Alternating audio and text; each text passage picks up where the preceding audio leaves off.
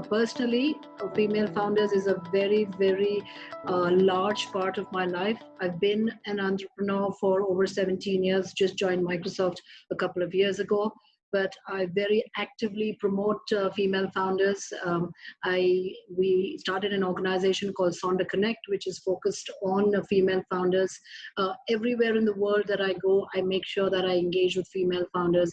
And it's absolutely phenomenal to see the kind of work that female founders are doing. So, and I believe that we are going to change the world. There's a lot more that needs to be done. But as you will see from the panel today of female founders, of the investors and the support that we get, that really that we have everyone behind the female founders to make it happen. To set the stage as far as what's going on in the Middle East, I'd request my friend PK, who is a charter member of TiE, actually one of the founding members of TiE Dubai and charter member globally. He's an entrepreneur himself and also very, very supportive of female founders. PK, thank you so much for introducing us to many of the panel members here. And the female founders, and really, really appreciate your support to Microsoft for Startups in getting our webinar series going. PK, over to you. Thank you, Latika. Thank you very much. On behalf of TiE Dubai, it's my pleasure to welcome you all to this session on women founders, which is organized in partnership with Microsoft for Startups. TiE is the largest organization fostering entrepreneurship globally through its 61 chapters worldwide.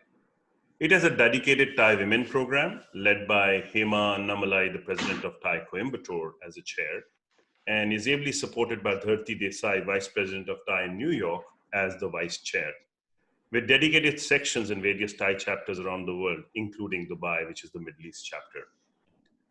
The special announcement that Cicely briefly spoke about is that TiE has announced a global TiE Women Pitch Competition, which will run over the year, with all local chapters running pitch competitions ending in a grand finale in December of 2020. The global winner will win a cash prize of $100,000 along with other in-kind prizes. And two runners-up will also win $25,000 and $10,000 prizes. The contest is not just designed as a pitch competition, but the idea is to provide local female entrepreneurs the chance of meeting and working with world-class mentors and advisors from the TiE network, and then rise through the competition to have a chance to win the grand prize on an international level, with access to global funding and the support network of TiE around the globe.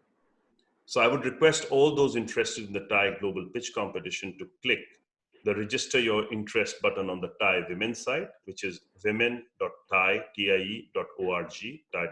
for participation.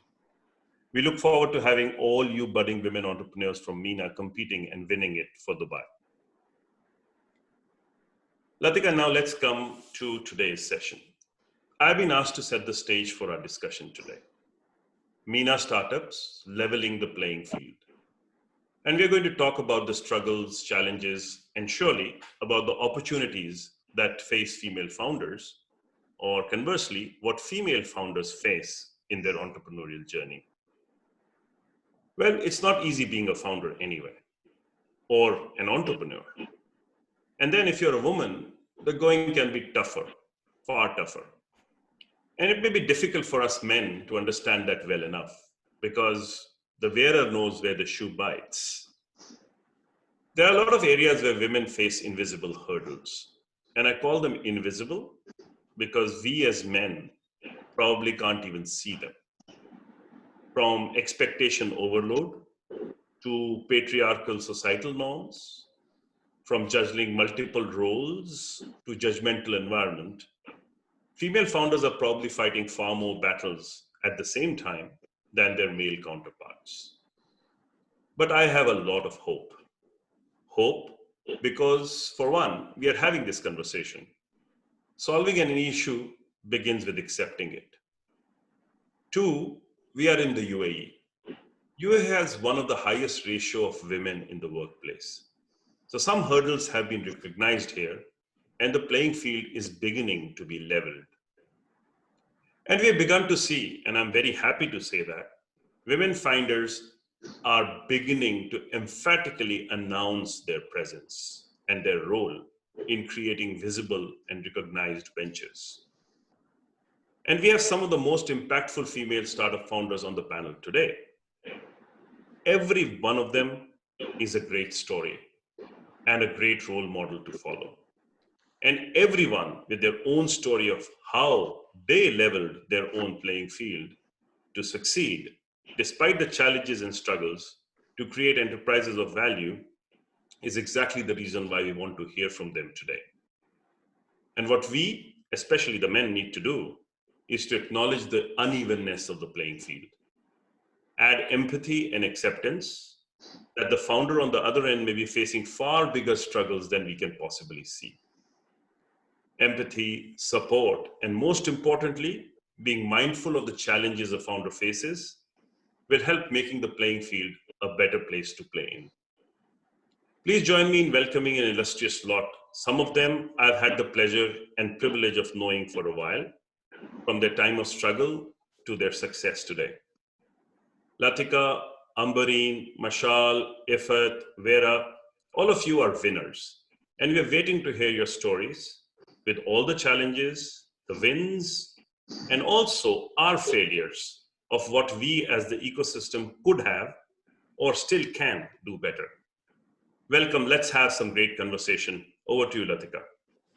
Thank you. Thank you, PK. That was really fascinating to hear about what TiE is doing for female founders in terms of the global competition, and also overall, the honest setting the stage in terms of what's going on. I think the reality is, many a time, everybody says, why do you have only a female founders panel? In fact, Mashal asked me at the beginning of the session saying, why don't you have any male founders? I said, we do sessions with male founders, but what really this is to encourage both the audience who's listening to realize that we have enough female founders who are super, super bright. And the challenges that we have, trying to, like PK mentioned, of being a mother, a wife, a daughter, an entrepreneur, and juggling everything at the same time is very, very different from what a male founder faces.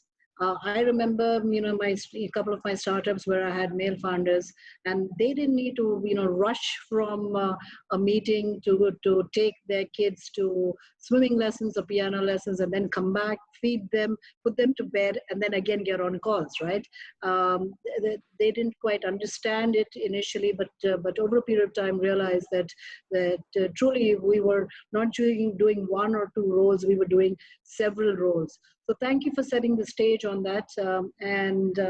I would really love to introduce maybe just a couple of key points about the three female founders that I'm going to interview. I'm going to let them talk about their startups, but just to, for the audience to know the caliber of female founders we have. Let me start with Ambareen Musa. Ambareen Musa is the founder of Sukumar. She was from the Mauritius. She worked at Microsoft, I know, briefly, but more importantly, turned entrepreneur a few years ago. But the one point that I would like to make is that she was the Emirates Woman of the Year and the Entrepreneur of the Year in terms of being recognized for what she did at Sukumar. The second one is Mashal Wakar, who is the founder of The Tempest. Mashal was awarded the Forbes Women in the Middle East under 30. Mashal and I share the same alma mater.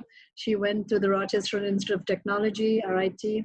I did my master's in telecom from RIT in Rochester, so that was a fun piece of trivia that we exchanged. And then we have Dr. Ifat, who is the founder of Sahat Kahani. And Dr. Ifat Aga won the Commonwealth Scholar and the Good Found Fellow. As you can see, we truly have three very, very powerful, I would say, world leaders in terms of female founders on this particular panel. And I'm going to start with you, Ambareen, to talk about your journey in terms you've been in the corporate world and then turned entrepreneur, and what made you take the plunge? And if you could tell us a little bit more about Sukumar. Can you hear me? Yeah. Yes. So my first business was not Sukumar actually. My first business when I was back in, I was 21, I was final year of university. I started a property finder of Australia at the time. I was living in Melbourne. So that was my first business. And so I started my career as an entrepreneur. Then I went into corporate world, worked for GE, worked for Bain, worked for Goldman Sachs, and then MasterCard before starting Sukumar. I think the reasoning is quite interesting for me. Most people would say they got an opportunity and they got into it. I think my reasoning is I love building, and I come from a family of entrepreneurs. Both my parents are entrepreneurs. Every single one of my dad's brothers are entrepreneur, and every single one of sibling of my mom's entrepreneur. It's just a big family of entrepreneurs, and I think as a family we were brought up that way. And I've worked with my dad since I was 12. I worked with my mom since I was 8. So I kind of grew up in an environment where building and creating something out of nothing is just part of the DNA, and this is how we lived. So I think it wasn't really a decision of whether I should or I shouldn't. It was the first time I saw an opportunity, I did it. So the first time I did it was final year university, where we realized very quickly where international students like myself who were coming to study in Australia had nowhere to live, and you couldn't actually book your apartment before getting there. So we started a business where we went and looked at all the buildings which had accommodation for students, put it all on a platform at the time. And I remember we stole some code on the internet to do 360 degrees. I'm talking about 20 years ago, 360 degrees pan view of a property, which you could see on Property Finder today. So that was 2002 to 2004, and which I sold the business later and then went to the corporate world. And when I came to Dubai in 2008, again, it was another opportunity that was driven.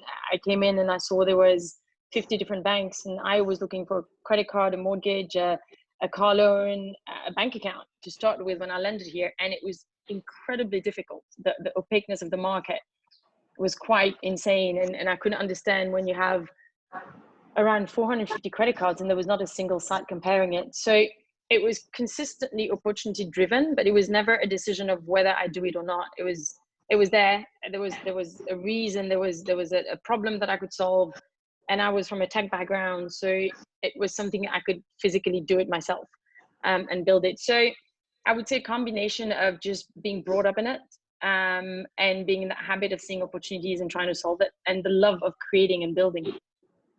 Great. Thank you for that. Mashal, over to you, my dear. What made you start The Tempest? And if you could tell us what The Tempest is about. Sure. So The Tempest is a women's media company. Think of us like BuzzFeed, but better content. And we create articles, newsletters, and we've got podcasts. And I didn't actually start The Tempest. So I've got a tech background. I never saw myself as an entrepreneur or running a startup. I thought I was going to be a pen tester or a pen developer because I was, security really, and cybersecurity is what I saw my career path as being. But I've always loved writing, but I've never in my whole life ever felt represented on a media platform. So it was the summer of 2016. This is a couple months after the platform had launched when I came about an article about being a third culture kid. And I think it's the first time where I read the article, I resonated with it, and it felt like the person was literally writing my story, but it was someone else. And so that's why I got onto the platform, binge read articles, and I think I was reading article after article for like 3 hours straight, and realized at the end of it, like, I love this platform. I want to write for them. I just want to be part of it in any capacity that I can. And I realized they didn't have a lot of representation from the Middle East, and they didn't have a lot of tech articles on the platform. So I joined as a guest contributor. A couple months later became an editor, and then started working with the founder and CEO Leila at that time to build these different tools and platforms and analytics dashboards onto the platform. And a few months later, she asked me to join as a co-founder. So I feel like it was one of those moments where, like, you see your life going into a different direction, and then everything just stops, and you're like, wait, So I think it felt unbelievable. I sometimes still can't believe I'm getting to be part of this journey. I think what really changed my mind in terms of taking the plunge was, one, the mission was really important, amplifying the voices of women. I mean, more than 88% of newsrooms and even women's media companies are owned and run by men. So the very content that's being created and the direction of it is not even decided by us. And there's not a lot of diversity if you look at things top down. So that really mattered. And I wanted a younger me to be able to feel like there's a platform where I can be represented and where I do have a voice. And so our mission is really simple, regardless of your background or experiences or your diversity of thought. If you've got a voice that matters. And so we've got 8 different verticals that cover everything from life and love to relationships and health, to covering important topics like mental health, anxiety, depression, different types of disorders, as well as tech, financial decisions, and career. Great, great. You know, you're lucky that you found something of passion early on and got to join them, and now have the a chance to direct the journey of the Tempest. Next, we have Dr. Ifat Aga, and I had the good fortune of meeting Ifat when I went into Karachi in December of 2018. And what she and her co-founder, Dr. Sarah, you know, have done in terms of taking the medicine into rural Pakistan and to some of the underserved communities, and in terms of also bringing on board a lot of female doctors who would have otherwise not necessarily continue to practice medicine, has been phenomenal. So, Ifat, it would be great for you to talk to the audience about your journey, and great to have you here on the panel with us. Thank you so much, first of all, to you and the entire Microsoft team and TiE for gathering females, such inspirational stories. I was hearing all of them, and just gathering all of them in one place. This is so essential in this time of need, when I think more and more females are trying to come out, but then there are obviously barriers in different cultures and different ways.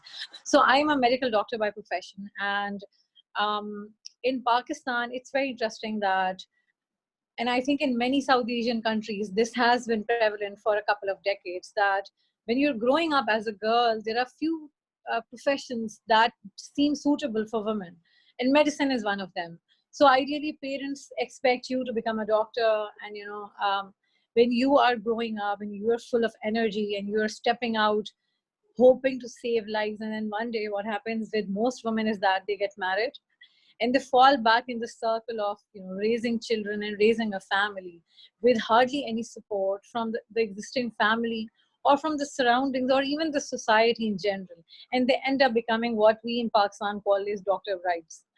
So I think I found my calling very interestingly, because I was very passionate about work, and I think I was one of those lucky few people that I was actually able to continue work. I was working in a pharmaceutical, and we conceived and I was expecting, but unfortunately we ended up losing the first baby prematurely in 6 months. And that's when, it hit me. And the next time when I conceived, out of guilt, I quit my job. And when I resumed my work, I met my co-founder, Sarah, and she was testing this idea of how can female doctors work while maintaining the barriers and the society and the culture that we have. So how can they work from home? And I think it just resonated so well with my story. And I was like, okay, this is something that we really need to do. And that's how we started, and there hasn't been any stopping back to us. So essentially, the company that I co-founded with Sarah is called Sehat Kahani, which essentially in Urdu means story of health. And we really believe that we want to rewrite how the story of health is being written in Pakistan. And what we do is that we engage female physicians, bring them back to either work or give them opportunity to work to their full potential. For example, if they were working somewhere part-time. And we do this through 2 distinct verticals. What we do is that we upgrade nurse-led clinics in low-income communities into telemedicine centers, where people can come into the clinic and access qualified PMDC certified doctors. And for the next medium, which we launched last year, in the late last year only, That's for the more urban market. For people like you and me, whose pain point might not be cost, but then it's lack of accessibility and lack of time. So for the more urban market, people can access a doctor through their smartphone. And I think as we talk further, we will talk more on how it works. Great, great. Thanks, Ifat. Like I said, I've been an entrepreneur 4 times around, and I realized that I had the entrepreneurial blood that Amreen, mentioned. The entrepreneurial bug in my blood since the age of 16. When I was 16, we had 3 months of summer vacation, and my mother wanted to kind of keep me busy and out of trouble and would send me for art classes. Now, the reality is everybody will swear, including me, that I just don't know how to paint. I can't draw. I mean, I draw like a 3-year-old, a little hut and the sun and flowers, and that's as exciting. So I think my mother really was a bit embarrassed about my drawing skills to send me for art classes. So while I was watching my art teacher paint, she was just phenomenal. So I asked her, so how much does this cost? And this is way back in the 80s. I'm kind of dating myself here. And she at that time said it was, the equivalent of about $10 to get the painting. And so without blinking, I said, if I give you a set of pictures, Monets and Picassos, etc., for you to copy, would you do that for me? She said, happily. So I said, instead of 10, I'll give you $20.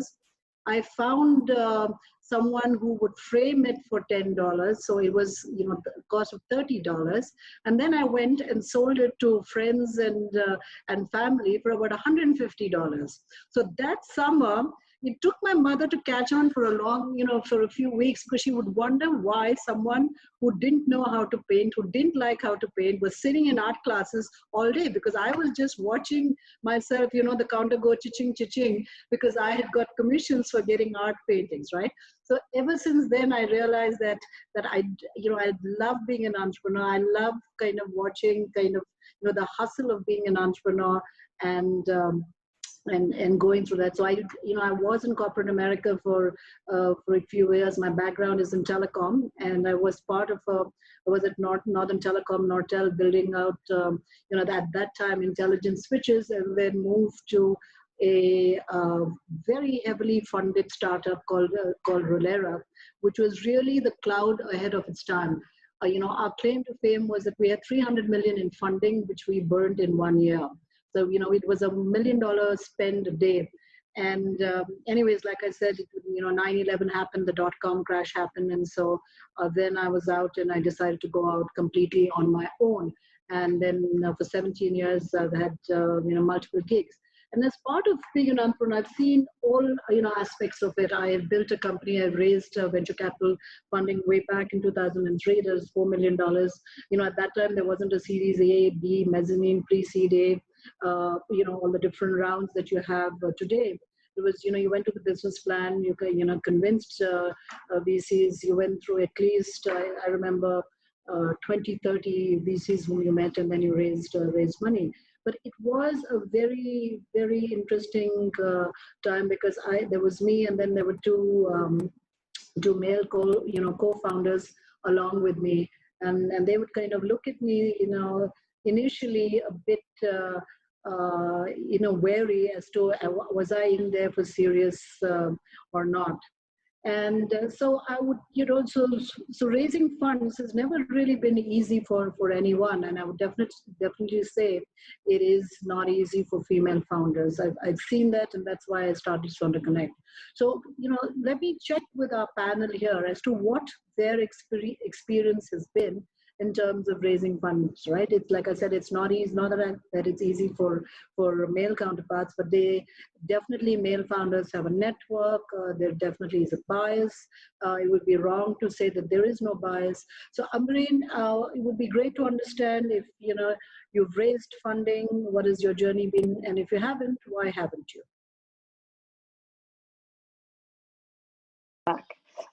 No, we did raise funding. We did 3 rounds of funding. The first one of $300,000, second one of 1.2 million, and third one of $10 million. Journey has been tough. The first 2 was quite easy. The first one took me a couple of months, was an angel round. There is hardly any track record. So people invest in you as a founder. They look at you, if they like you, you're passionate about your business, Do you have the structured mindset? And can they trust that you can scale up the business? That's what it takes to raise a seed round. Series A, we were kind of lucky because Hummingbird was in the region looking for a financial comparison site. So it's not like there was 100 of them. And so that was my Series A. My Series B, having said that, was a very, very different story. This is when we went out there and looked for funding. We raised money, third round, with Go Compare, which is a #2 financial service aggregator from the UK. We raised from UAE Exchange. We raised from Riyadh Capital Fund and 500 startups and VentureSook in the Middle East. So I don't know if I was the right person to start answering your question, because you said something just now that said it's wrong to say that there's no bias. I actually haven't felt the bias raising funding in the region. And I think it's a lot about a personality driven thing more than whether a gender driven area. I personally believe I did not feel the difference being a woman raising funding. And I think it's more around the relationships you build, the networking you do.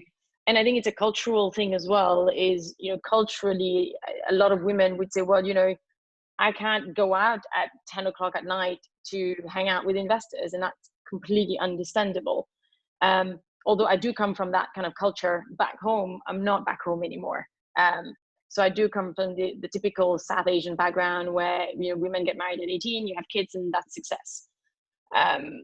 So having been in Dubai for around 12 years, when I got here in 2008, I knew no one, I don't speak Arabic, I'm not from the region. So you have to build your network. And I think what worked for me was building that network was incredibly important, but also kind of I did rely on my inside alumni network quite a bit. But you've got to put yourself out there. I don't think fundraising doesn't come on its own. Being a woman specifically, I think where the bias could be is it is easier probably for a man to put themselves out there. There is less cultural norm to deal with. There's less cultural sensitivities to deal with. As a woman, if you put yourself out there and remove the cultural blocks, I think you can raise funding as much as a man could. No, I think it's really good to hear, Amreen, because I don't like to be on panel sessions where it's more whining than victory being talked about, right? I completely agree with you that going and raising funds and being successful also depends on the female founder going out there, and it's really it's more of discovery for me to understand that it's been a good ride for you in terms of being able to raise funds. Because interestingly, I hear better stories for female founders here, raising funds in the Middle East and even in Asia than I do here when I go back into the US and in the Valley.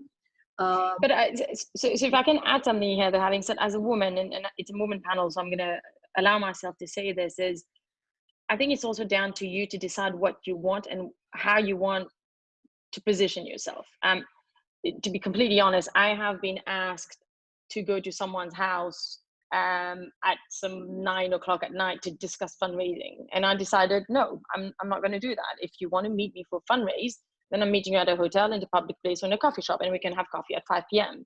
So I think it's also, as a woman, to really kind of decide, where's your line that cross, what's your boundaries, and I think you get respected for that as well, and that's where you put yourself on the same level playing field. Great, thank you. Ifat, I know you've been trying to raise funds, and so what has your journey been for Syed Kahani? So we raised our seed funding early on in 2018 for around $500,000, and right now we are in the process of raising our pre-Series A round of $1 million US. We have been successful 70%, but then I'll talk about a few things that I think are very pertinent to being a female founder, particularly in a country like Pakistan. So the challenges that I foresaw had to do with us being females, but it also unfortunately had to do with us being females from Pakistan. So, I think in the current round particularly, one challenge that we extremely faced was that while we are raising $1 million US as a pre-series A round, many startups who are doing similar work internationally, and I'd also like to comment here, particularly the MENA region or even India, for them $1 million US was essentially a seed round. But if we mark this as a seed round for a Pakistani market, it becomes too much to label it. This was my experience. And I realized that the terminology you use has to be very pertinent to the country that you belong to. And then hence we had to create it into a pre-series A round. So this was a learning that we had in this round. The second thing that I would mention is that many times being a female founder, you're not up for all of those casual post office meetings or those, come to my workplace, or let's have coffee at 7 o'clock. Or in Pakistan there's a common culture of shisha, so let's have shisha at this place, and then we'll discuss investment. But I think what Imreen was saying, I would really second that. Since day one, me and Sarah have created this rule that all the investment conversation has to be within office hours, within our office or some other person's office, or maybe a nice coffee area. So I think it's very important that as a woman, what boundaries you set, and then people have to respond to it. I think another challenge that we faced during our seed round was that both me and Sarah were expecting. And that was a big no-no for investors. So literally for like months, they had to like hide it. And that seemed something that went with the Pakistani culture, that I kind of understand that in Pakistan, if you're a woman, if you're expecting, people would have this notion that, is she really serious about this business, and where is she heading once she has, a second child or a third child, and how seriously as a female co-founder will she be able to give back. But I was surprised to know that this phenomena is very much prevalent in Silicon Valley as well, that if you're a female founder and if you're expecting, you will find a lot of challenges with this. And this is something that I realized that really stood out. And also another experience that I would share is that I got a chance to go to Silicon Valley this year and pitch it there. So my perspective was that a female founder, a team of 2 female founders coming from Pakistan who are providing healthcare majorly to the low-income communities. So most of the VCs like to label as a feel-good, look-good business. And maybe these girls are not really serious about making revenues and making money. And even if when we would share our financials and the numbers, there was a lot of question marks in the room. And they all seem to have this weird feeling that, okay, is this actually happening? So this is the feel that I've had. Having said that, I think in the current round as well, we have been successful 70%. We have met amazing people also who are willing to invest in the business, whether it's run by women or the kind of services that we provide, whether it's for low income as well as the high income market and the mix that it is. Another thing that I often face is that when you are discussing investment deals with men, with male investors, they don't like when a female founder is questioning, for example, on pressing issues such as result matters, board of directors seats. And when you're that founder who's really, I would say, protective for your company valuation, this is a notion that I've seen, that they really want to keep on negotiating, having meetings on and on, that we feel that this valuation is not suitable, and we have a feeling that if it were a male founder, this tendency to like put the valuation or put important questions down would be lesser. If I just a very quick question, did you find that when you're facing female investors, was that any different when you were pregnant? Very honestly, I just met 1 or 2 female investors in this entire journey. And yes, I didn't see this from them. They were very all right with it. So thank you for Mashal. I'm going to move from the funding topic, since Amreen and Ifat have spoken about it. I have a comment though. I do want to say something, right? I think I'm glad both of you have had incredible experiences, but you could be meeting people in office hours in very professional settings and still be harassed. And that was my first experience when I was fundraising. This is 2017, right after I'd brought the Tempest to the Middle East, because we have an office here and our headquarters are in the US. And it was one of the most traumatizing experiences ever, because I had only met this investor. He was like my dad's age, honestly, and it was the most respectful settings. And when I was harassed, it was the first time in my life where I questioned everything that I had ever communicated and spoken to. And I wondered, is it my fault? And I think this is the first thing I really want to talk about. So I'm sorry if I'm cutting your question short. I think not everyone will have the same experiences. I'm not saying you both said we do, but to be honest, like, that was so traumatizing. My co-founder and I decided we're not going to fundraise for a while. We stopped for 1 year and we just focused on our readers. And we were just like, and I give her full credit for supporting me in this aspect, because to go through that is horrifying. And then you just kind of question so many different things. The second time round, when we fundraised, it was a lot more specific and it was different. But I think there's two things. And one is the appetite for risk. I'm not saying there's going to be, like, people won't say, hey, we're not going to invest in female founders, but their appetite for risk will significantly decrease. That was my experience. And we spoke to a lot of female founders and we were covering articles at that time for some pieces we were doing. And we found that this was across the board, where unconscious bias was a big factor. Valuations and the negotiations that were happening. And my experience, sadly, was a few people who I saw as championing female founders were actually the biggest, I think those were the meetings where they did not end up investing in the Tempest, which, investment decisions aside, I think when you really grill founders and you, it's not about grilling, but I guess it's more about disrespect, where you disrespect people, where you're not going to give them a chance to even speak and you just have set your mind. I think that's unfair.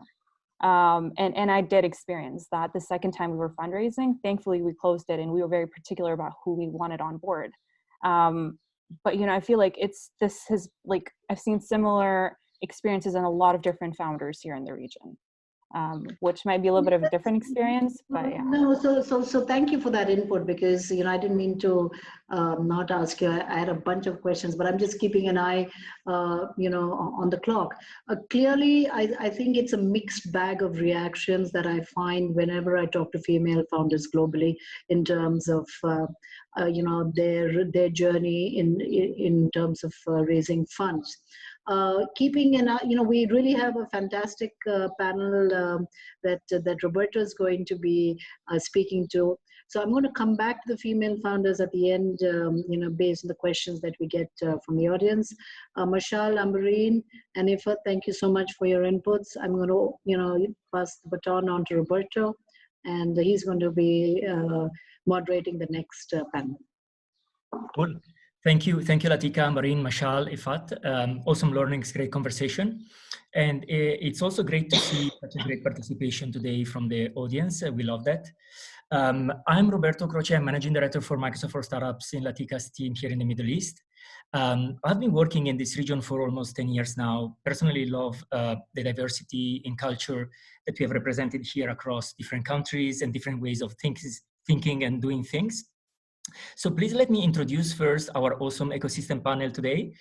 So we have here with us Amali De Alwis. She's Managing Director for Startups, Microsoft for Startups in the UK.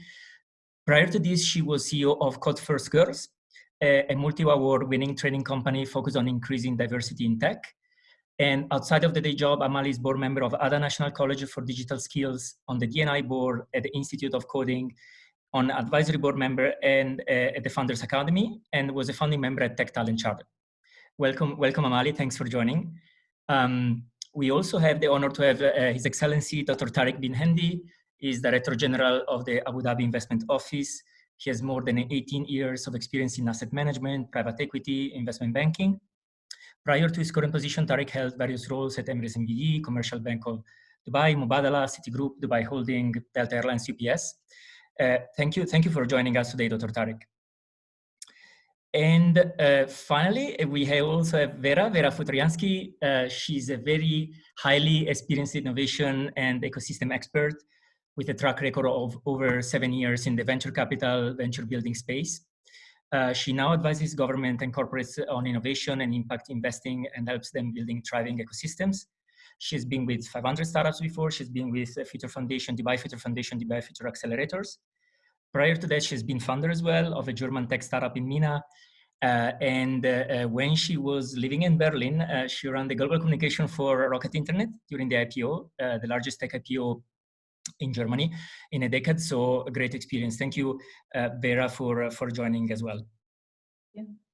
So, so based on the experiences that Ambereen, Mashal, and Ifat shared, but also from a lot of conversation with several founders across the region, it seems like on one hand we still have a gender gap to balance, right? But on the other hand, if we look at the regional startup community, we see that the community is becoming impressively gender neutral, and the ecosystem has become more welcoming and nurturing towards females.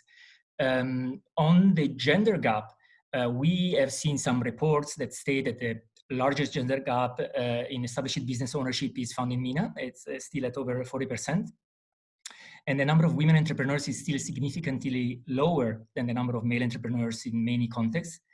We have a report from Wanda on the state of pre-seed and startups in MENA that is showing that women founders represent more or less 25% of pre-seed startups in the region. And that investment in teams with at least one female founder made up slightly more than a quarter of all deals last year.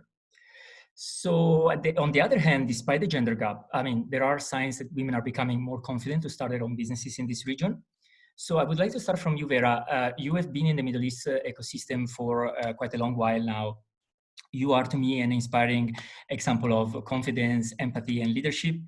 What is your point of view? What is the overall state of the engagement here in the region with female founders? Okay, first of all, thanks so much for having me, Roberto. It's a pleasure to be here among such fabulous speakers. Very good question. So I read that Wanda report as well, and I was quite shocked. I was hoping we actually have better numbers because so last year I delivered a workshop or a talk on women in tech to crypto labs, and I did a lot of research for that.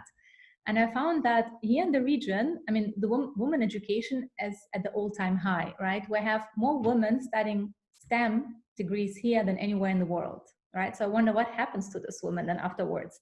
I think in the Arab world, 40% of women study STEM degrees compared to 15 in the US. So there's a huge, difference.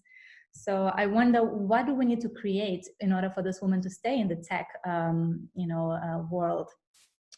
I also feel we have a lot of supportive elements here, and that be capital or regulation in order to have a sustainable, innovation growth. So, and I heard the stories right now from Ambereen, but also Mashal, and you see how diverse it is. So there's no one answer for all.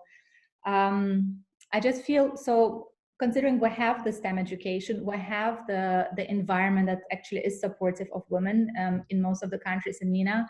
I think what we need more are role models, to be honest. I think we lack role models, and that's probably also applies for men as well. We have some great examples, of Suk and Karim having, exited, but we need much more of that in order for, you always need a role model to aspire to something. And we have that for, the male founders now, but we really need to do so much more for the female. We have some amazing examples out there, but I think it's that's what we need to work on more. How do we get people excited, or women, or people in general, but also women excited? And I'm really happy to see programs like, and I know Tarek will speak more about that, like ADIO, supports and creating incentives, or Hub 71, or also Saudi is doing a lot, on the incentives out there for people in general, but also women, so how do we get to that stage from getting all those girls who study STEM, stay in that field? I don't have an answer for you. I wish I did, but I think we just need to create more,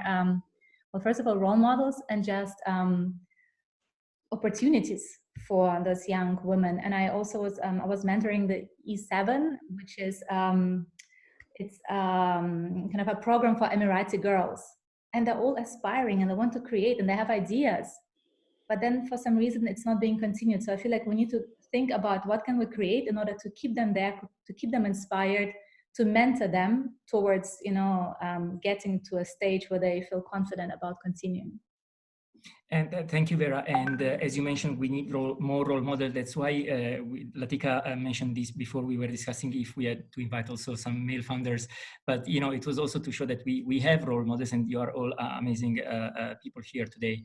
And to be fair, the same report we mentioned before is also stating that, for example, there is a clear trend for younger women founding companies in countries like ours here in the UAE or other countries in the region. And also, as you mentioned, MENA female entrepreneurs are outpacing other nations on many fronts. One is education.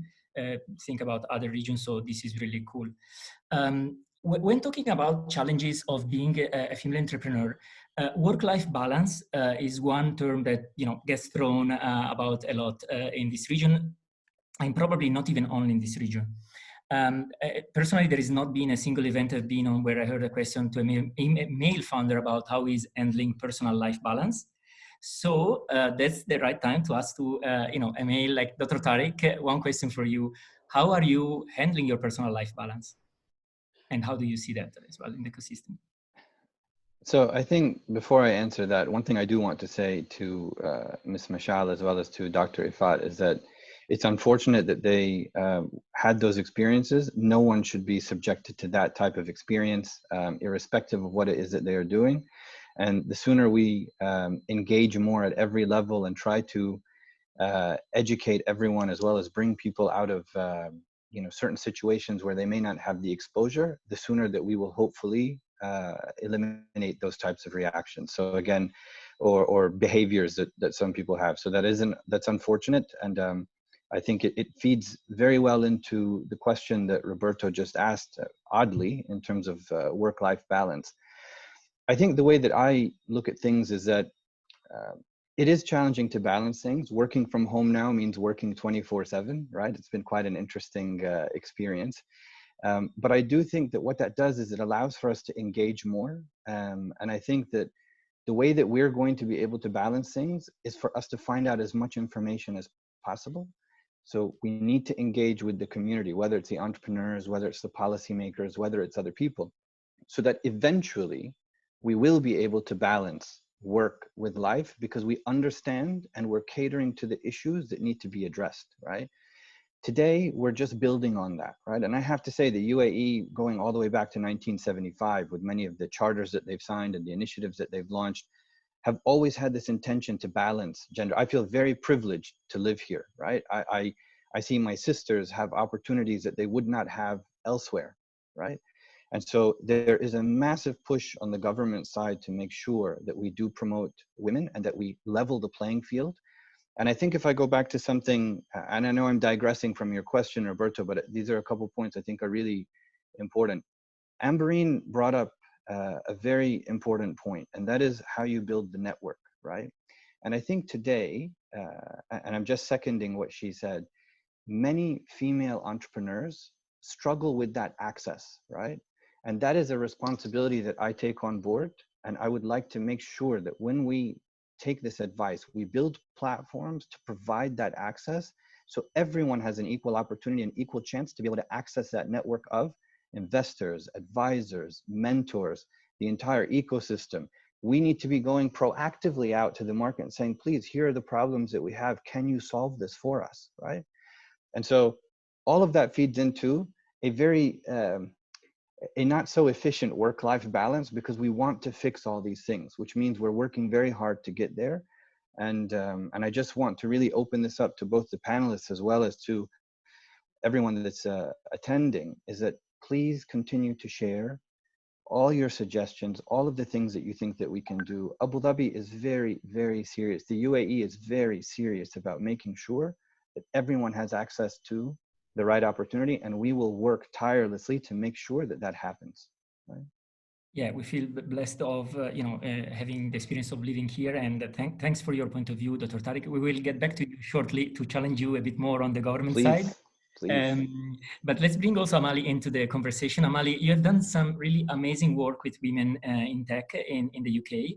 We love bringing into this region also some diversity of thinking and the experiences from other regions as well. Tell us about your experiences. We would love to hear more. Thanks so much, Roberto, and an absolute pleasure to join and hear from so many amazing speakers, actually. So yeah, prior to my current role, I ran a company called Code First Girls. So I was brought in to be their first chief exec and basically build out the company. The company has some interesting roots because it actually started as an internal program within a pre-seed accelerator called Entrepreneur First. So some of you might have heard that before, but they basically invest in founders, bright individuals, support them to obviously develop their ideas, build those companies, take an equity share, a fairly classic sort of accelerator incubator model. One of the things that they had identified was that they didn't have a lot of women applying for their programs. And when they dug into that, they recognized that if they were supporting people to run tech businesses, and this is something which in the UK, we're not fortunate to have as many women going into STEM careers as I think the Middle East does. But one of the big challenges around supporting founders who were joining, who were coming from a non-engineering background, was that they didn't feel comfortable with that. And even if it was that they were working with co-founders, external suppliers, or other development bodies, they needed to understand some of the fundamentals of engineering, fundamentals of software development, so that they could actually be in that room having those conversations with confidence, or working with people who they could define those products under. And that was a particular problem for a lot of the women who were applying, who were coming from non-engineering backgrounds rather than engineering backgrounds. So they started off a few small coding courses. They realized that this idea had legs, as they say, and then basically brought me in to say, look, we've got this idea, can you build out a company? And that's what we did. So we spent sort of 4 or 5 years when I was there, and it's still going now and being very successful building out the company. It was a social enterprise model. So we basically did commercial work as well as did free work as well. The commercial work that we did was we ran training courses, we ran advisory and sort of consultancy work. We did accelerator programs and boot camp programs within companies. And we ran those programs with companies ranging from BT, KKR, OVH, Vodafone, so some really big enterprises. And then with the proceeds from the commercial work that we did, we actually ran free coding courses for young women. So across the UK, just before I left, we had delivered courses to over 10,000 young women. I think that's probably 15, 20,000 now, somewhere now in the region of over £10 million worth of free coding education. And what was extraordinary for me was to see these women who were joining. And, we literally had 2 to 3 times the number of applications for the courses we had available, every single courses, all the courses that we did, but how just a little bit of support at the right time, where it was in an environment where people felt supported, where they could learn alongside peers who were going along a similar journey, and then connecting those individuals afterwards to the types of companies who they might potentially look to work with. What a difference that sort of supported journey looked like. And we were obviously focusing on generally women in their late teens, early 20s, but these were really at a fundamental point in their careers where they were thinking about, where do I want to spend my life, as far as my career, who's got really interesting jobs, where do I go from here? And just offering that bridging activity where, rather than, and I sort of use this idiom a lot, we saw ourselves as a platform for people who felt that they might have missed the boat. So even if you hadn't done computer science at the age of 10 or 15 or whatever it was, that you didn't feel that would leave you behind, to offer you a way back into those channels, so that you could rejoin as an entrepreneur, and particularly as sort of tech entrepreneurs, and feel those opportunities were available to you. I guess just a final note as far as, what did I observe as far as the barriers? So why didn't we see more women tech entrepreneurs? And I think, we've mentioned a few times, but it really is, they talk about the leaky pipeline in the UK, which is from childhood. There are certain jobs that we expect women to find acceptable and not acceptable. And it's a really tricky thing, right? Because, if my father's a doctor, and my family's originally from Sri Lanka. And I think, going to Ambreen's point earlier, there are certain jobs which are suitable. You can become a doctor, a lawyer, or accountant, or whatever that is. If I had, spoken to my father about becoming, I don't know, a software engineer who can specialize in semantic analysis and writing, artificial intelligence algorithms to help with understanding that, it's just not something he would have understood. You know, it's not that he wasn't supportive. It just wasn't the narrative that was taught to me as a child. Now, I was very, you know, fortunate to have incredibly supportive parents who supported me whatever I wanted to do. But I think, you know, throughout women's early childhood careers, throughout their early careers, there are certain things which we talk to women as being acceptable. And going to the point earlier about, you know, having role models, that makes a big difference as far as just seeing, look, are these the types of careers that women are allowed to be in? Are these acceptable? Are these normal? And we only change what is normal by seeing more of something. You know, it's a numbers game. And then just a final point, and I know we talked about this just now around sort of, you know, managing your time and your lifestyles. I do think that there's often an interesting party which is sort of left out as far as supporting women's equality within the workplace, especially as sort of running a business, which is obviously, you know, a very time intensive and sort of emotionally intensive activity. And I think that's actually the men. Because, you know, when we're talking about, you know, who takes time off to look after children, you know, that there's only so many hours in the day. If you're fortunate to be in a family where you have two parents, you know, someone's got to be looking after the children, or you need to be very, very wealthy where you can hire other people to do that. So for me, until we get to the point where we probably have as many men being stay-at-home fathers as we have mothers who are stay-at-home mothers, or, you know, people who are working from part-time on both sides, I think it's going to be a challenge for women to be fully stepping into the roles in their career and their career potential, because ultimately there are only so many sort of resources and hours in the day. So I think that's an important thing we need to think about as well.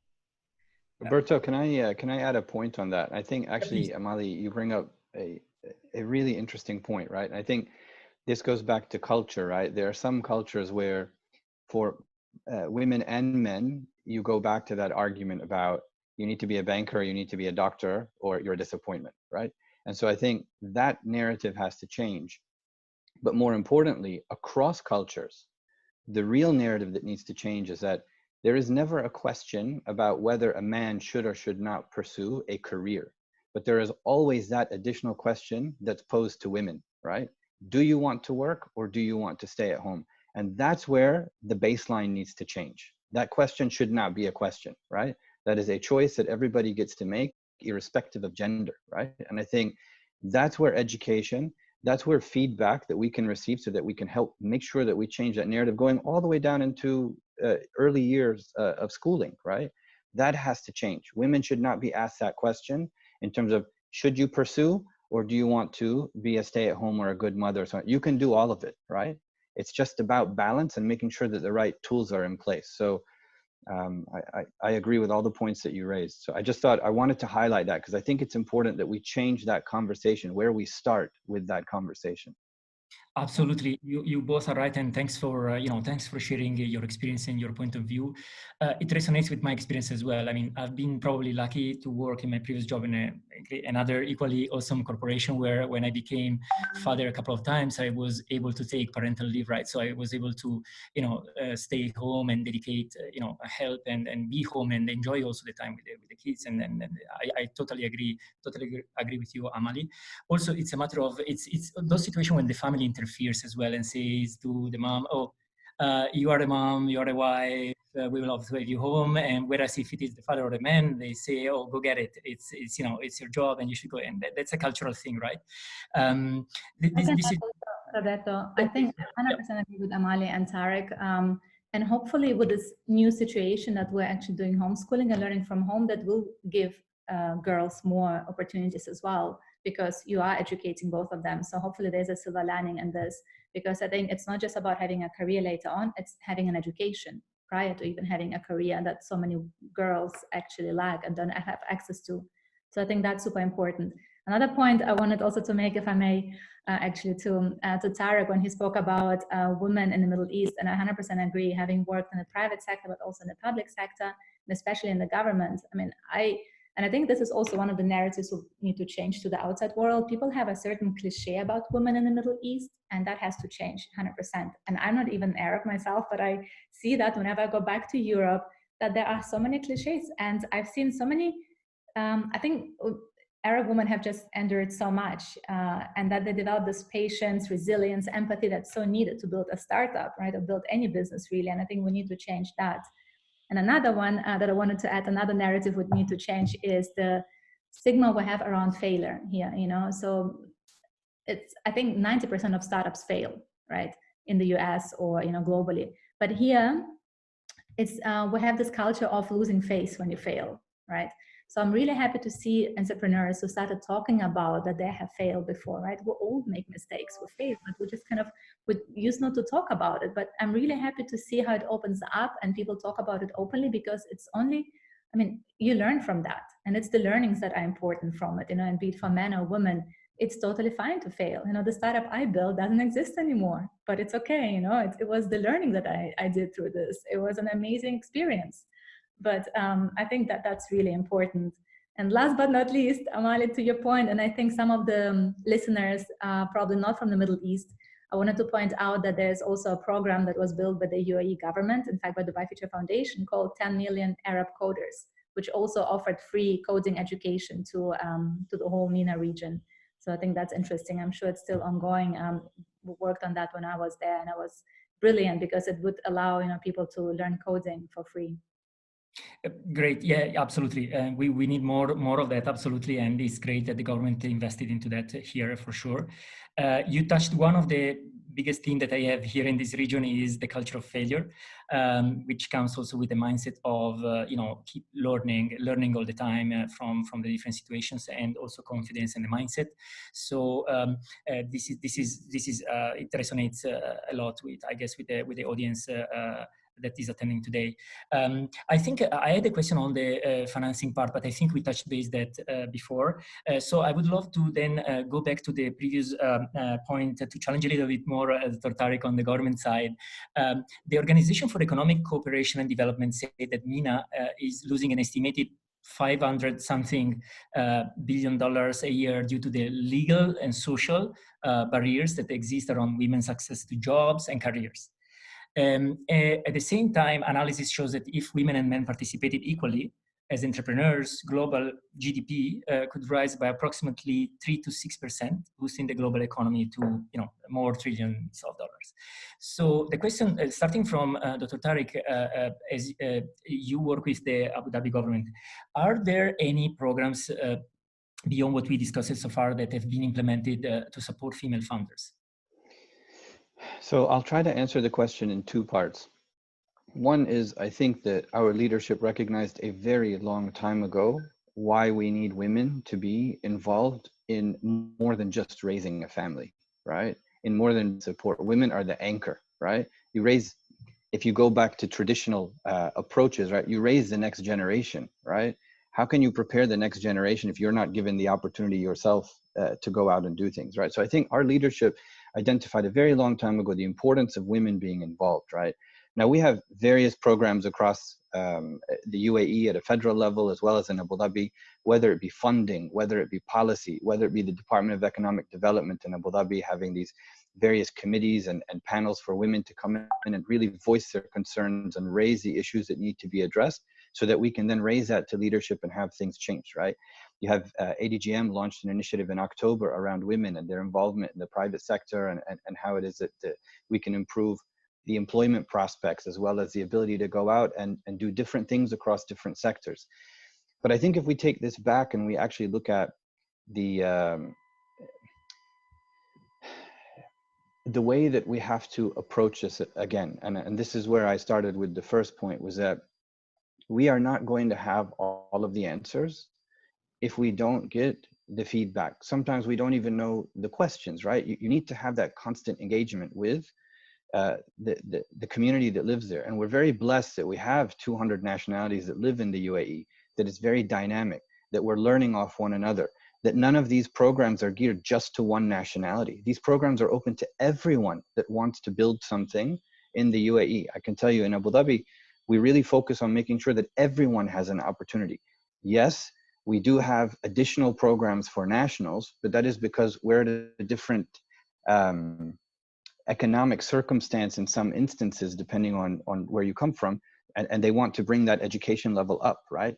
So I think that the government is very supportive. The government is constantly launching initiatives to try to address some of these imbalances that it finds, but we need more guidance. We need more input, right? I really pride the team that we have at the Abu Dhabi Investment Office, right? We have women in senior roles. We have women leading a lot of initiatives for us, and we have women leading that engagement with the private sector. We need to make sure that we maintain that and we keep that going. And I want to say this to everyone that's attending this call. Please keep that feedback coming. Please tell us how it is that we can do things better. They take this very seriously in Abu Dhabi with the leadership, and they want to hear your ideas, right? So that's, I could keep going on, but I'm going to stop there, right? I mean, I think we're trying to make sure, and you know, we've risen through the ranks and have done a lot of things. We lead the region, the Arab world, in terms of women's empowerment and women's ability to participate in employment and opportunity, but we can do more. We're looking to do more. So please keep that feedback coming.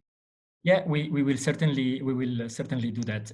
Amali, maybe your point of view, how do you see this from another ecosystem like the UK? What is government doing there? If any, you see any difference, or you would say, you know, it resonates also from your perspective? Yeah, I mean, I think from the UK, there will be certain things that we are, I guess, you know, further along the journey on. There are certain things which you will be further along the journey on.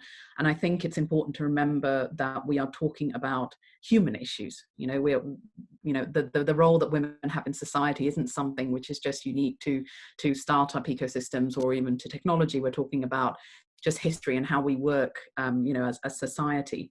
The kind of things which I have seen, which are helpful, we have a lot of organizations who are doing some really tactical work around how do we support women into entrepreneurial careers. There's an awful lot of work actually which is being driven by the VCs, the accelerators and the incubators, more so in recent years, around, you know, ensuring that women are receiving you know, equal exposure as far as funding to help VCs and other investors to actually think about, look, what is it that I might be going through as far as, you know, when I'm evaluating company, am I doing that evaluation fairly? And, you know, whilst I think, you know, I would always say, you know, it's hard to mandate some of these things as far as you can't force people to change if they don't want to. I think there's a lot that can be done to just exemplar good practice. And actually one of the organizations I work with, so Tech Talent Charter, which was one that I was a founding board member of, was around, for example, supporting companies who wanted to say, we want to invest in supporting greater diversity in our tech teams. And one of the points of the charter was absolutely to say, look, this is not about you just ticking a box. This is not about you just saying, we think it's a good idea. We are expecting you to have a certain commitment to that. You are expected to literally sign at the bottom of this and saying that you are committed to this, that your senior leadership is committed to this. And it might be that you as a company are not quite ready to do that. That's okay. That doesn't make you evil. But it doesn't mean that if you're wanting to change and make those difference, you need to put your money, resource and time where those actions are required and actually make that commitment. And I think, you know, we see that reflected as far as the sort of the entrepreneurial sort of sectors as well. Cool. Just checking how are we going with time, Latika? We still have time for, or you want to open up for questions? So I'm going to open up for questions, Roberta. I wanted to ask a question, Latika, because I saw in the chat that people were asking explicitly about women funding, and I thought maybe that would be interesting to share some insights. So if you haven't seen the TEDx speech by Dana Kantz, I really highly recommend, because she talks about the different questions that female and male startup founders get asked. And she found out that those startups who were asked predominantly promotion questions went on to raise 7 times as much funding as those who ask prevention questions. And usually as an investor, it's a white male, right? So you ask the one in front of you a question and you almost see yourself in there. So what we need to do is we need to change this side of the table. So the investor side has to change a lot, because you very much relate to the person in front of you. And then, so promotion questions means men were mostly asked about the vision. So how do you see, what do you see your startup? And women were asked about the status quo. So the investors almost felt, oh, they're not as visionary. So we need to change the psychology behind as well. I know we don't have so much time, so I won't delve too much into it, but I'm happy to share this with, with you, and you can share with the listeners, because I think as a female founder, it's really essential to listen to this conversation or to this speech, because it will change your way of promoting your business and getting more funding eventually. Yeah, I mean, I have so many other points, but being mindful of time, so let's move on. No, thank you, Vera. This has really been, typically we found out that 90 minutes is a good time frame to have a webinar. But I've just messaged the TiE Dubai folks and requesting them to extend the time, because we've had several questions that I'd really like to bring the female founders back on. I'd request all the panelists to keep their video on, so I can kind of browse through the questions and then name the panelists I'd like to have her, him or her respond. So could we get Ambereen, Mashal and Ifat back with your videos on, please? I think they're back. They're back. Yeah, we're back. They're all back. Okay, great. So Ambereen, this question is for you. What are you doing specifically during the COVID time right now in terms of what are the actions you're taking within your startup? It'd be very interesting to understand that. Yes, so we decided to work from home since the beginning of March, actually mid-March, around the 10th of March, we sent everybody home. We literally set up VPN very quickly. Within 24 hours, we have VPN set up, we got everybody home. And we've been working from home since then. And I think what that brought was employees were extremely happy. And if not the feeling of being, okay, I'm safe, I'm home, I don't have to get on the public transport, I don't have to go to work, that helped the productivity and even the loyalty to the company quite a lot. And that's what we found. And we're constantly making sure that people were okay. Anybody who had any symptoms, we were checking up on them consistently. We got them to go to the hospital. I think that's the first thing we kind of did, was because at the end of the day, it is about people at the moment. We're going through a crisis. There's a lot of people laying off. At the same time, though, you do want to make sure that when things are over and things are to grow again, those good people that you had, they're still around. So I think that's a really, really incredible fine line. And I mean, I was struggling for a while, is how much do you take actions to save costs and save cash now, because cash preservation has become probably priority number one for every company right now. At the same time, though, the line is, well, you do want your team to be here when things go back up. So that's the first thing we did. The second thing we did was we've become incredibly very heavy performance oriented, even more than what we were already. And number three is we started looking at opportunities. We literally had a whiteboard on Zoom, a whiteboard conversation around, okay, demand is dropping, there are issues. I mean, from our point of view, when RTA changed the rules where you didn't have to pay your fines and you could actually come out and just register your car online, our sales went up by 3x over the week. But then as the COVID-19 continued, we saw a drop because people were like, well, I'm not driving my car anymore, so I don't want to insure the car. So it was incredible how adaptable we had to be. And we're not talking about adaptable over a quarter. We're talking about week per week, day per day, because we were seeing the changes. So the third thing we did was like, okay, well, we want some consistency. What we decided to do is start digging into where can we support the different banks and insurance companies to go online, right? So the first thing was employee safety. So that was working from home and make sure everybody was okay. Number two is, are we as adaptable as we should actually be? Do we have the business intelligence in place? Do we have the data in place to know exactly what are the trends happening on a daily basis and how do you cope with that? And number three is, are there any business opportunities we can leverage right now to make the most of it? Everybody is jumping digital. Everybody wants to go online, and they don't want to go online in 3 months. They want to go online now. We're extremely strong in tech. We're extremely strong in banking. Well, put two and two together, we potentially could have new products. So we're discussing new product launches with our banks to make sure and leverage this. And interesting enough, it could actually be a new business vertical we launch out of the COVID-19. So I think there is a real danger of founders just say, you know what, it's not my fault. This is the economy. Everything is crashing anyway. And it's easy to ride that wave and say there's nothing I can do. But this is the time to literally put the thinking cap on. And if there's anything I can tell anybody to do, put the thinking cap on. There's always ways to find new business model at this point of time. I completely agree with you, Amreen. I think this is really an opportunity. I think for those founders, and this is something that I always tell any founder, male or a female founder, is that if the first thing you need to do is run a business that is ideally, has positive unit economics day one. Again, I came in from an era when raising money was extremely difficult.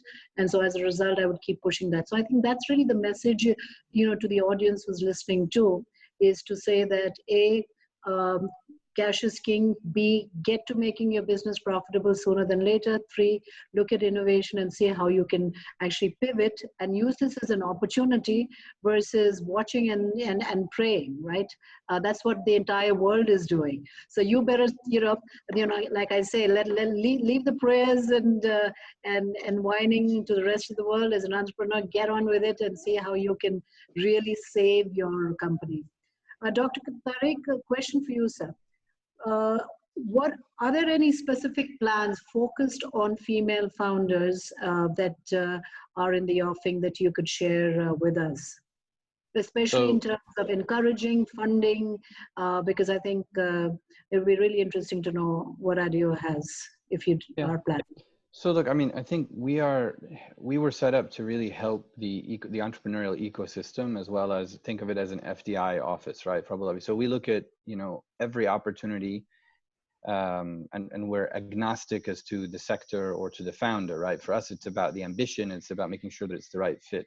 But I think if you look at the wider, and we're constantly looking at options today in terms of what can we do to make things, to make programs available for female founders, right? We're actually having some discussions around potential programs. But I think if you look at the wider Abu Dhabi initiative, and I mentioned it earlier, was you look at what we're doing at the DED, you look at what they're doing at Hub 71, at ADGM, and some of these other institutions. They have set certain criteria for themselves to be able to make sure that they balance the number of male founders with female founders, that funding is made available, that mentorship and entrepreneurship. And so there are a lot of things in place, but again, that was my point on feedback. Please give us your feedback, recommend things to us that you're seeing in other geographies, locations, programs that you think might be interesting that fit with us culturally. And when I say culturally, I mean based on the setup here, right? We want to improve things there. But I want to say something to Ambereen's point that she raised earlier, and this was about some of the, I think it was Ambereen, so sorry if I'm misquoting here, but about the successes here and about mentorship, right? And I think that very often here we're always focused on the success of Kareem or Souk, but nobody talks about the entertainer and what Donna Benton did by selling that massive stake in that business that she built from scratch, right? And so she had it was a struggle for her. She had a lot of support, but people see that you can have a very strong female founder that is ambitious, that is determined, that has a strong business plan. We need to put the right things in place to make sure that those founders have access, they have support, they've got the infrastructure, and we will help them grow. That is what we're building at ADIO. That is what we're trying to accomplish, which is why I think we should start talking more about the success stories of female founders and not only the struggles. The struggles are there, we know they're there. Please tell us how we can make them better. But let's also focus on how we can bring successful female businesswomen, entrepreneurs, to those that are trying to come up and actually build something themselves. And that is something that we would like to put together and work with some of the team on here at some point. That's fantastic, Dr. Tariq, because I think we really need more people who are, betting on female founders. I think the more of us who do that, and more governments who are proactively, managing it, I think that's really what we need. There was a question from the audience if there were any female funds. I do know, for example, in the US, there are funds focused only on female founders, like Astia, the Golden Seed Fund, and a whole bunch of others that have come through. But definitely, it is a dot compared to the rest of the funding that's available. Latika, if I may, I do want to. Sorry, go ahead, Ambreen. Go ahead. Sorry, no, I just wanted to I guess to raise a point of caution here is with the Women Fund and all these things very specifically for women. And the one cautious I would suggest is at some point you also don't want to be tagged as, well, you only got funding because you're a woman. Yeah. oh, well, you only did this because these things are so women focused, does that mean that, okay, well, if there was a better opportunity led by a man, but you got the money? And so eventually it's a bit the typical quota or versus non-quota story, where you're on boards, and where the quotas, the men would turn around and say, well, you're only on that board because we had to have a quota of 2 women. You're not really by merit. So I think it's a cautious line we need to keep when we're running these initiatives. And this is why the support systems that we build have to be built to not just disadvantage women from a perception perspective, right? We know that there's quality, we know that there's substance, we know that, I mean, the proof is in the pudding. There are so many successful female founders, not just here, globally, right? And so I think that when we start to talk about some of these programs, we have to be very careful not to put women in a corner, right? They're already in a corner. We need to try to bring them out of that. So the support systems have to be supportive to what it is that they're trying to accomplish here. And I think that this is one of the things that we are really looking at. And again, let's look at things from a relative perspective. The VC space in this region is actually quite nascent, right? This has not been something that's been happening for decades, right? Like it has in the US, right? And where it is that we've started moving on that curve in terms of the funding, the opportunities, the entrepreneurs that are actually coming here to use this region as a base to grow, is growing quite quickly, but it's still relatively new.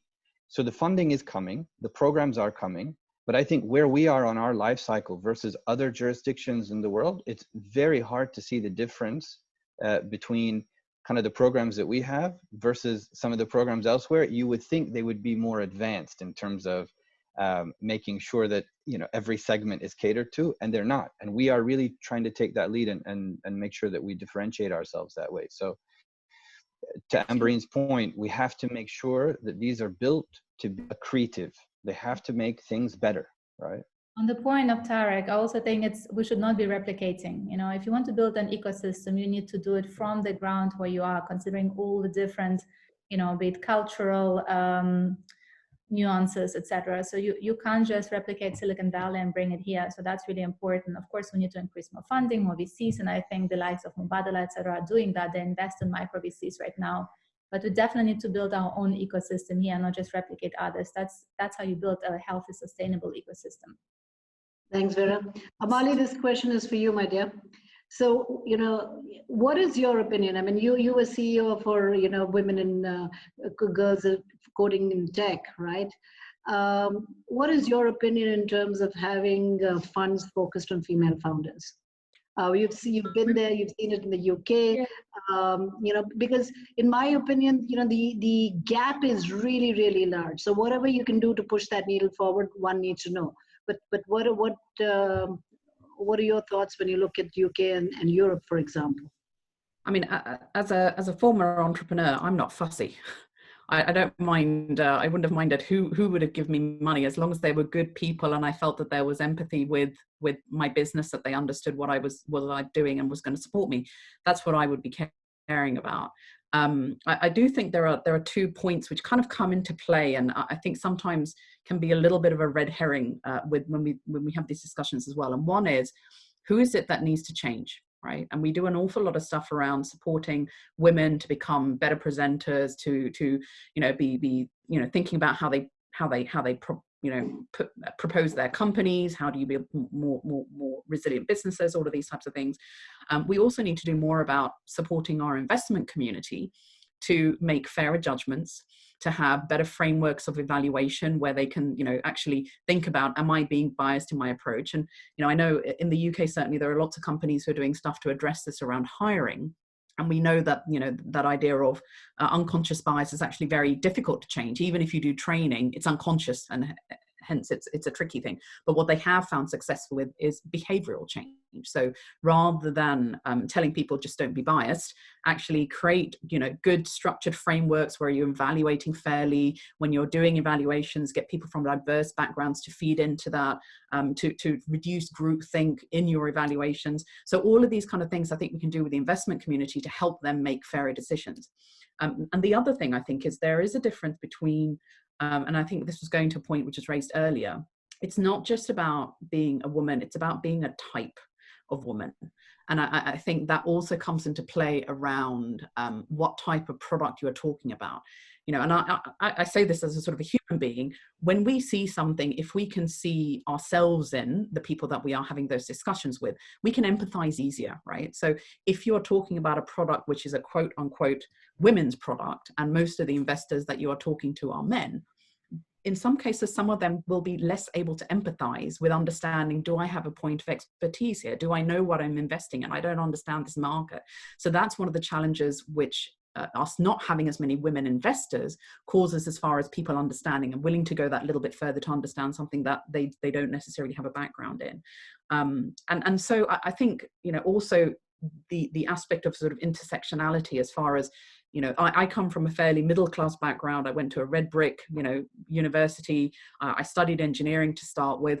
For me to have a conversation with someone who is coming from a similar background, despite the fact that, you know, whether I'm a woman or a man, is less of a stretch. If I was coming from a non-engineering background where I was coming from a working class family, my accent was different, that again is another challenge. So all of these kind of things kind of come together. And I think sometimes it's almost, can we start pulling these apart and addressing some of those challenges? And then together as a whole, we start to see a sort of a better direction of change with that. Great, thank you. I completely agree with you that, you know, you need to understand your audience. That's number one, and figure out how you can engage with.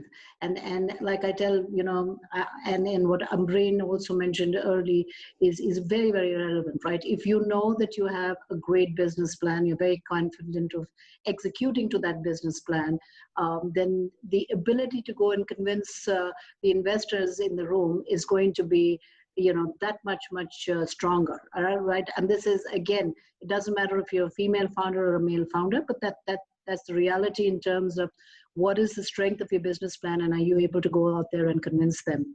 Michelle, you come from a technical background. Has that helped you in building the Tempest up? It did in certain bits, because there were a lot of different aspects that I was able to understand. And, you know, I think for my co-founder, because she doesn't have a tech background, I was able to kind of bring that mix. So it definitely helped a lot. But, you know, when we were fundraising, what's interesting is people have, I don't know if it's a habit, but people want to complicate very simple concepts. So they use fancy terms, which really mean nothing. And so that's always interesting, because I'm like, okay, but this is what you mean. And because of my tech background, and I do understand what they're talking about, like there was a time, I think up until last year, where anytime someone said blockchain, I started laughing, because like you're trying to put it, like it was just, you know, I think you were just trying to, it's, people catch on to these buzzwords sometimes. And from the business side, I think because I know what I'm talking about, like I guess you don't need to make things too complicated most of the time. So I'm not sure, but it's definitely, the other thing is I think you also have to constantly keep educating yourself in terms of how to be better, right? Because I've found the more involved I am in the operations side, the less technical I get. And then once you move over to the pitching side, where you're speaking to decision makers as a founder, you have to be able to pitch it in a very different way. And I think that's the difference that I've sort of observed. And I think that happens, like, I guess, even in leadership positions, where the more responsibility you have, and essentially in terms of teams, and more towards the ops side and less technical in terms of actual roles. Yeah. Look, great. Ifat, over to you. I know that Said Khani needs, a lot of technology. You're doing telemedicine. You have doctors who have been, who've really not been practicing medicine. B, now they have to do medicine in a different way using telemedicine. How has that adoption been for you? And for the doctors who've had to do that, the female doctors who've had to do that. So I think the adoption has shown great results. When we get doctors on board, they undergo training, and the training not only includes technical training or telemedicine training, but we've also seen that communication over telemedicine is very different than how they would be treating patients in a regular clinic. So they're also trained stuff like soft skills through digital medium? How are they going to engage with patients over telemedicine? So suppose if they were giving 5 minutes or 8 minutes in a regular clinic, now they have to make sure that they are giving at least 15 or 18 minutes to a patient to be able to build that rapport. Having said that, I think with the the current COVID crisis, it has interestingly proven to be a bit of an opportunity for Sehat Kahani. We've just collaborated with the government of Pakistan with their Digital Pakistan initiative, and what we are doing is that we have recruited around 150 plus doctors additional to the existing doctors that we have, and we've trained them for screening people for COVID through a national guideline based questionnaire. So now what people are doing is that instead of going to a hospital, come on the Sehat Kahani application and access a doctor here. And not only can you access for other ailments, but you can also be screened for COVID, and if needed, you can be referred to the right medium. And the response has been phenomenal. From having 50, 60 consultations in a day, we have jumped immediately to 700, 800 consultations in a day. We've also seen people who were COVID suspects and they have been referred to the right mediums. And right now what we are doing, and I'd like to put this message across through this session as well, is that we've also collaborated with the government to seek Pakistani doctors based in the diaspora who can maybe volunteer with this. And if there are people, doctors, specialists based outside who would like to give back to Pakistan in this time, that would be phenomenal. And one interesting finding that I really wanted to share here was that while this is an application for Pakistan, we have had people do consultations based in India, based in Dubai, based in Copenhagen, Europe, and so on. So I think everyone, obviously, because of the shutdown and because of the lack of healthcare facilities open for other illnesses, many people have moved towards it. So I think the response has been phenomenal, and the female doctors have adapted, to this change. I think that actually was the lead-in, because here in India, telemedicine was not legal, but now they have removed that and are actually encouraging for telemedicine. So I think when I say not legal, there were certain kinds of medicine that couldn't be performed, across using technology. So that's really good to hear that you were ready and poised to to take on the surge of requests for consultations. There's one question that I'd like. Do we still have Ambreen on, or has she left? Maybe Vera, you could. I'm here. Okay. Sorry. So Amreen, it says we had some insightful remarks regarding shifting the narrative, especially from Dr. Tariq and Amali's dialogues. How can we catalyze female-led disruption in a manner that is less abstract, then shift our narrative, and more tangible and actionable at the corporate level? You're going to have to re-say this, sorry. So basically it says, how do we catalyze female-led disruption, that, female founder-led disruption, and shift the narrative in a more tangible and actionable at the corporate level? So I think for me, and I've been thinking about that as we were speaking, I see a lot of initiatives is about supporting women. It's about mentorship. It's about getting the women out there. But I think there's a whole piece of the puzzle we're missing is actually educating the men differently, because a lot of it is about perception. A lot of women on the board, it's about perception. Why is she here? Is she supposed to be here? We can't act the same way we act when there's not a woman around. So I think there is part of, to catalyze this, I think that there is a whole initiative that we need to do to change perception of men towards women. And I know we've said this before, and I'm going to say it again because I go through it. I am aggressive versus, oh wow, he's an amazing leader. Oh, actually, she's a bit too bullyish and she gets her way around. And I've heard things like, she's a shark when she negotiates. Well, they wouldn't be the same if it was a guy negotiating with someone else. So I think somehow what I've noticed is, well, when I negotiate, a lot of emotions comes into play with men, which I have never really understood. So I think it's perception of a woman being in a leader position, any leader for that matter. It's very hard to get everybody to love you as a leader because you need to make hard decisions. But a woman making a hard decision is seen so differently than a man making a hard decision. So for me, if you want to really catalyze women on board and in corporate ladders, I think the perception of women leaders have to change. And that starts with the other gender and education. And it's going to take time, but the education, the awareness building, of the perception of a woman leader is where we should start. I completely agree with you, and I think for women leaders, not really worry about what the perception is. More importantly, right? I remember negotiating once. So my landlord happened to be my investor too, and he was trying to get us to pay for the maintenance of the building. And my co-founder basically said, "Why don't you go and talk to him? He may listen to you." And I looked at him and I basically said, here's the deal. You haven't given us 1, 2, 3 as per our rental agreement, so I'm not paying you. And the guy was in shock. He thought I was going to be a pushover and then I would give it to him. So he said, no, what do you mean, etc. But I've invested you. I said, yes, you've invested in me. And as a good founder, I am making sure that I'm saving my investors' money and not giving you what you have not really, stood up to in your contract. He was so furious. He looks at me and he says, what kind of a heart do you have? So I looked at him and I said, the best kind of investee heart that you need, right? And then, of course, to add salt to injury, he says, even your partner has a softer heart than you. So I looked at him and I said, thank you, and I walked out of the room, right? So it didn't matter to me that he thought that I didn't have a kind heart, or I was not going to be a pushover. I think that's really the message. I think to anyone out there, like people, it's like my kids. I've told them very early, saying that I don't care if you think I'm your stepmother, right? But I'm not going to just kind of let you do whatever you want to do. So that's really the messaging that we kind of go out with. So we've actually, we're 10 minutes past our time.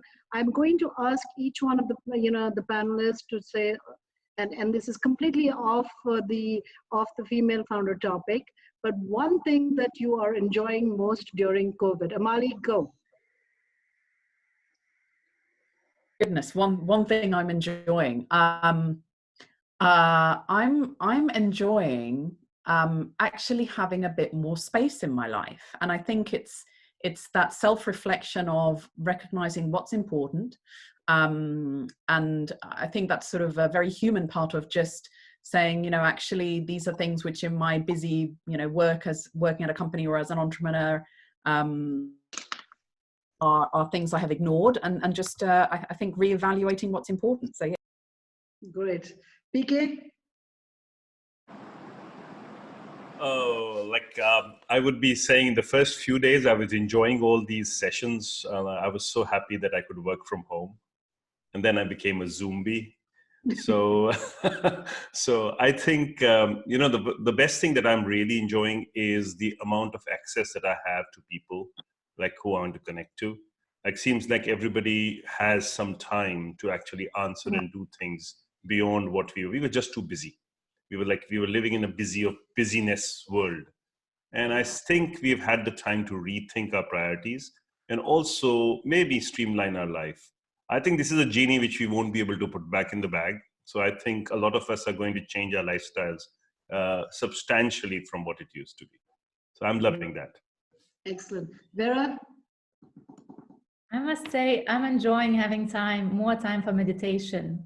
I meditated before, but now I really make it a priority, and I meditate every single day, and it just, it helps a lot. So there's also a message I wanted to give to the listeners. I think it was Deepak Chopra I listened to recently, and he said it's in time of uncertainty that you actually find creativity.